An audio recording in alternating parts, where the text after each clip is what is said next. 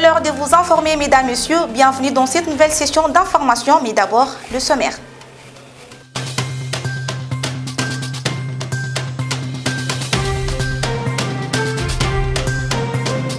À la une de ce journal, certains cadres de l'UDPS ont saisi le bureau de la Chambre basse du Parlement le jeudi 15 avril 2021 pour faire part de leurs propositions sur le mandat du chef de l'État Félix Tshisekedi qui devra commencer le jour de l'investiture du gouvernement Sama Lukonde. Et puis le procès Boukangalonzo débutera dans le prochain jour. L'annonce a été faite le 12 avril dernier par l'inspection générale des finances et demande à la justice de procéder à la levée des immunités des personnalités impliquées dans cette affaire. C'est tout pour le sommaire. À présent, votre journal.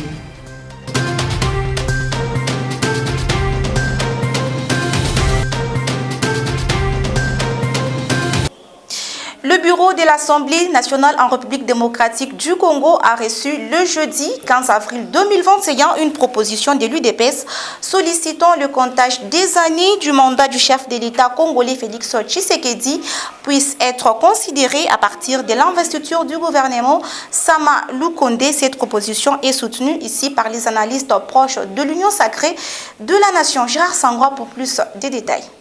Une proposition émanant de l'Union pour la démocratie et le progrès social UDPS est déjà sur la table de l'Assemblée nationale, laquelle veut obtenir le comptage pour le mandat du chef de l'État Félix-Antoine Tshisekedi Tshilombo puisse commencer le jour de l'investiture du gouvernement Sama Lukonde issu de l'Union sacrée de la nation. Cette démarche du parti présidentiel, l'Union pour la démocratie et le progrès social UDPS, a été officialisée le jeudi 15 avril 2021 à Kinshasa par Victor Wakwenda, président de la Convention démocratique du parti qui était accompagné d'une délégation de cette tendance politique. Parmi les alliés de l'UDPS, l'initiative est soutenue sans appel. Oui, je pense qu'au regard de la Constitution, le mandat fait partie des articles intangibles. On ne peut pas les modifier. Donc on ne peut pas modifier ces articles-là quant à ce.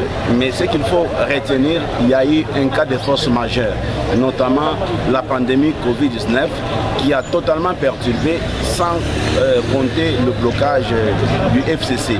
Alors, eu égard à cette situation, ce qui peut être admissible, c'est que nous devons nous attendre à un glissement parce que les 2 ans ont été perturbés économiquement, politiquement, alors ça peut être récupéré par un glissement. Donc c'est ce qui peut être acceptable que modifier l'article intangible qui parle de la non-modification de mandat de 5. Ça ne causera pas de problème parce que c'est un cas de force majeure. Vous savez, un cas de force majeure ne dépend pas de la volonté.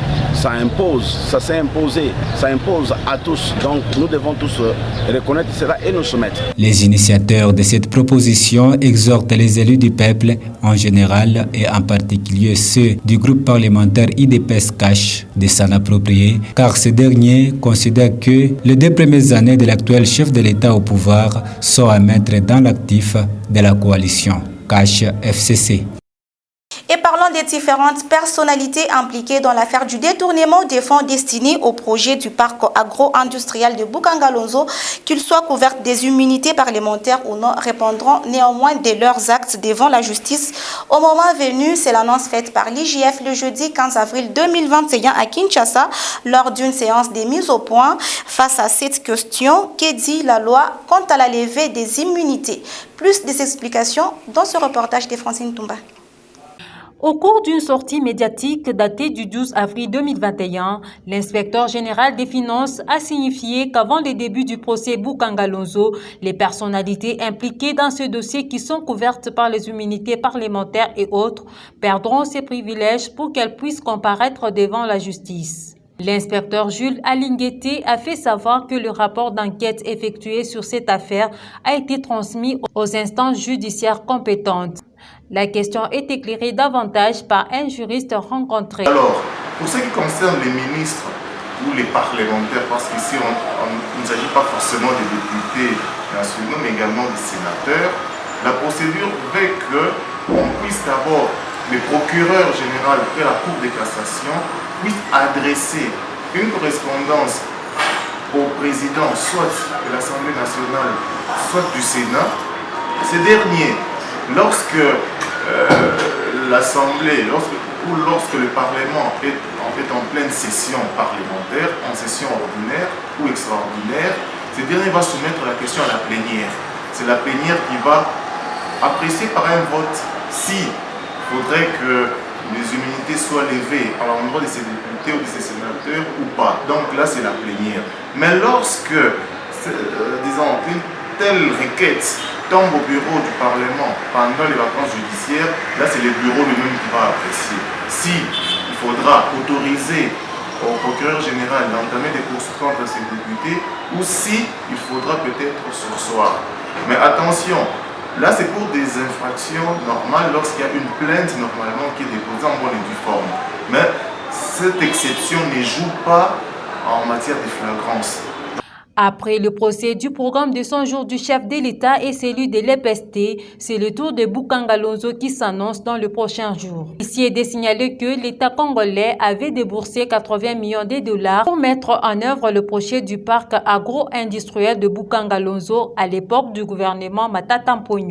Le procès meurtre des experts de l'ONU a repris le jeudi 15 avril 2021 à la cour militaire de l'ex-Kasaï occidental.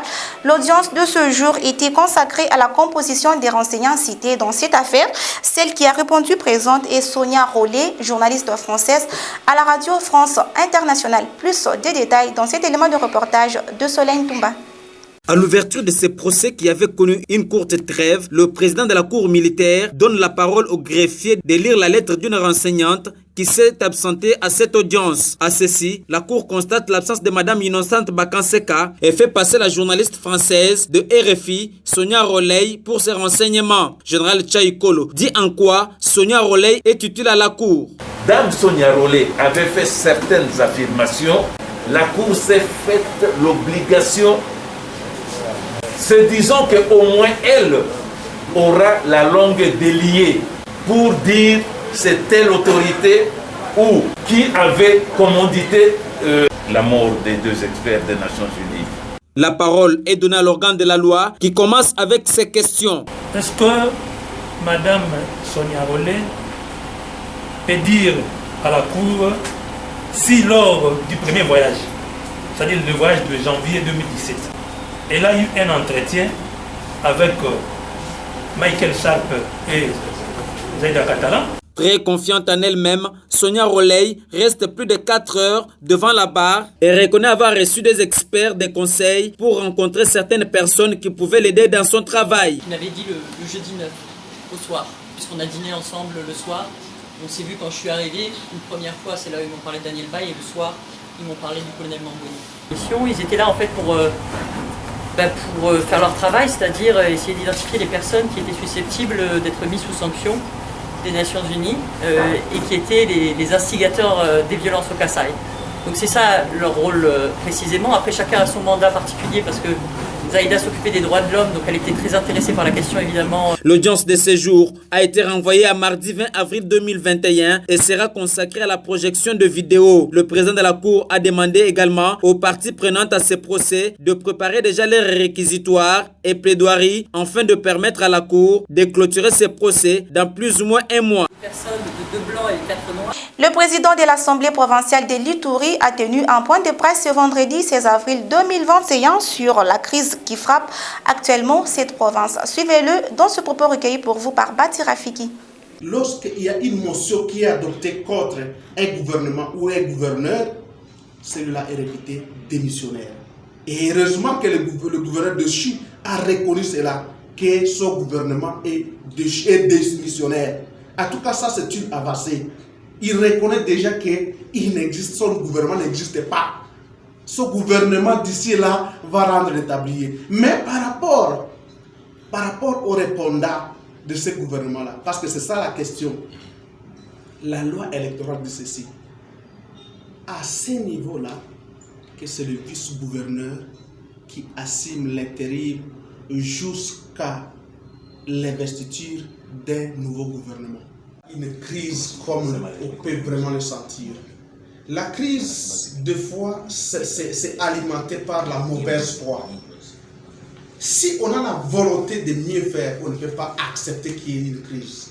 Lorsque la loi parle, lorsqu'il y a une décision légalement connue et prise, mais il est facile de se soumettre à cette décision-là. À ce moment-là, il n'y a pas une crise. La crise, ce n'est que la volonté de la personne qui veut créer la crise qui peut le faire. C'est comme ça que nous pensons que, comme la population iturienne l'a manifesté ici à Bunia, le jour de la motion, en tout cas ce calme, a prouvé que réellement le peuple iturien aime leur province. Et qu'il y a effectivement eu des jeunes gens qui sont venus, on ne sait pas d'où, mais ils se sont butés à un obstacle, l'air créé par la population elle-même de la ville de Bunia. Ça montrait réellement que cette crise dont les gens parlent ici, c'est une crise peut-être qui cherche que les gens cherchent à créer.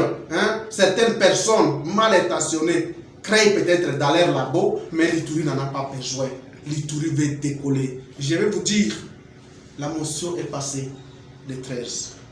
Et la nuit du 13 au 14. Vous avez senti qu'il y a eu le séisme, c'est-à-dire le malheur de l'Ituri était parti avec ce séisme.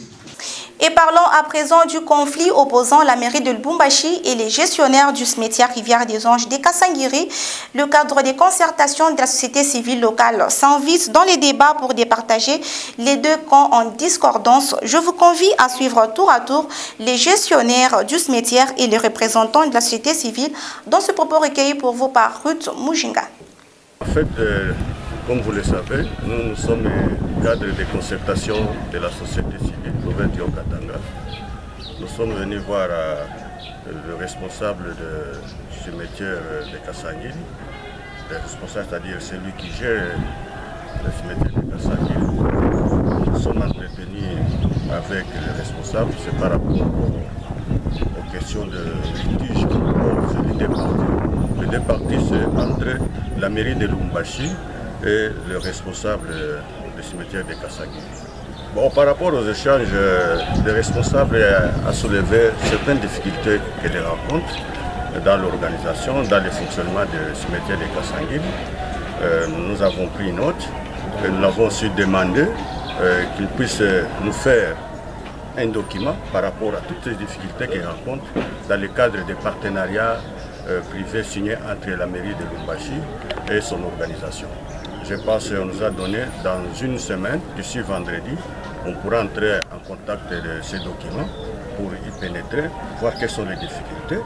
C'est à partir de là qu'on pourra aussi rencontrer la mairie de Lubumbashi pour voir comment ils peuvent se mettre ensemble pour évoluer dans l'avenir.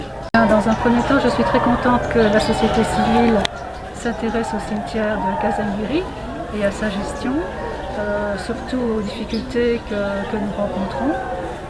Savoir qu'ils sont prêts à être médiateurs entre la mairie avec laquelle nous avons énormément de difficultés à communiquer et surtout de voir que la société civile s'intéresse au peuple congolais, principalement au Luchois et notamment à la manière dont se passent les enterrements ici à Kasangiri. Coup d'envoi à Kananga de la première édition provinciale du football féminin. Le go a été donné au stade du jeune de Katoka par le ministre provincial du sport du Kasaï oriental. Soleil Toumba pour plus de détails. C'est par ce défilé que le championnat provincial de football féminin commence au Kasaï central. C'est au stade de jeunes de Katoka où tout se déroule. Voilà les coups d'envoi donnés par le ministre provincial du sport et loisirs pour démarrer cette compétition qui fait participer 6 équipes venues de Chikapa, Kazumba et Kananga. Nathalie Kambala-Loussé, présidente de la CPFFKC, donne ici le sens ainsi que la particularité de cette compétition. Ce qui était rêve hier est devenu aujourd'hui une réalité.